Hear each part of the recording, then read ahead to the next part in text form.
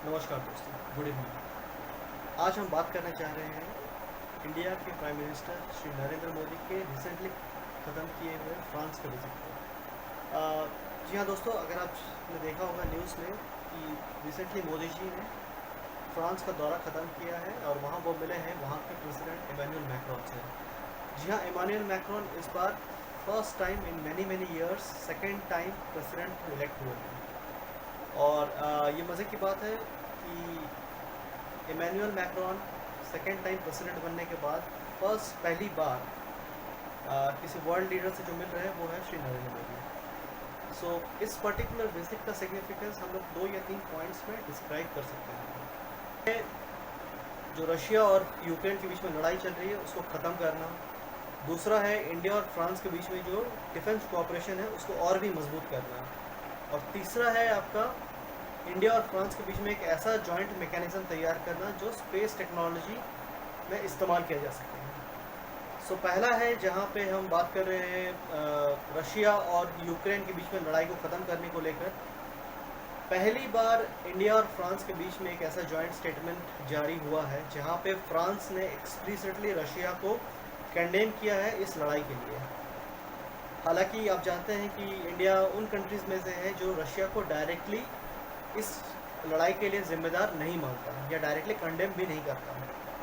दोस्तों, आप जानते हैं कि इस लड़ाई की वजह से पूरी दुनिया परेशान है इस बात को लेकर कि तेल के दाम बहुत भयंकर तरह से बढ़ रहे हैं।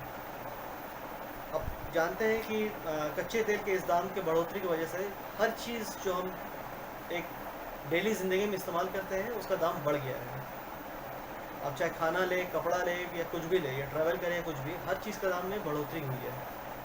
दूसरा जो है वो है इंडिया और फ्रांस के बीच में डिफेंस कोऑपरेशन को लेकर। दोस्तों, आप जानते हैं कि फ्रांस ऑलरेडी एक इंडिया के सबमरीन प्रोजेक्ट के ऊपर काम कर रहा था जिसका नाम था स्कॉर्पिन। और इस पर्टिकुलर प्रोजेक्ट के तहत 6 स्कॉर्पिन क्लास सबमरीन्स इंडिया में बनाए जाने थे फ्रांस की मदद के द्वारा। सो हमें अभी ये न्यूज़ मिला है कि ये सबमरीन प्रोजेक्ट रिसेंटली कंक्लूड किया है और 6th सबमरीन इंडिया ने बना लिया है इस चीज़ को लेकर। आप जानते हैं आप इस बात को भी जानते हैं कि आज तक इंडिया का सबसे बड़ा डिफेंस सप्लायर रशिया था और इस वक्त एज ऑफ नाउ इंडिया का second biggest supplier of arms France है।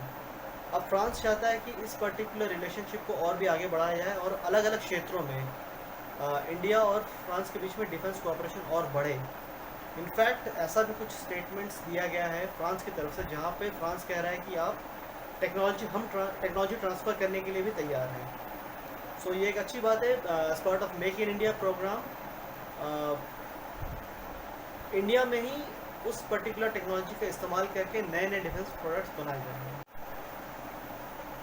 तीसरा जो चीज़ है जिसमें इंडिया और फ्रांस के बीच में डिस्कशन हुई है वो है बायलैटरल सिक्योरिटी डायलॉग के ऊपर। स्पेस टेक्नोलॉजी के क्षेत्र में क्या क्या सिक्योरिटी चैलेंजेस हैं, क्या क्या इनोवेशंस हैं, क्या क्या किन किन चीज़ों पर दोनों देश एक दूसरों के साथ कोऑपरेट कर सकते हैं, इस चीज़ को लेकर एक डायलॉग, एक जॉइंट मैकेनिज्म बनाने को लेकर डिस्कशन किया गया है।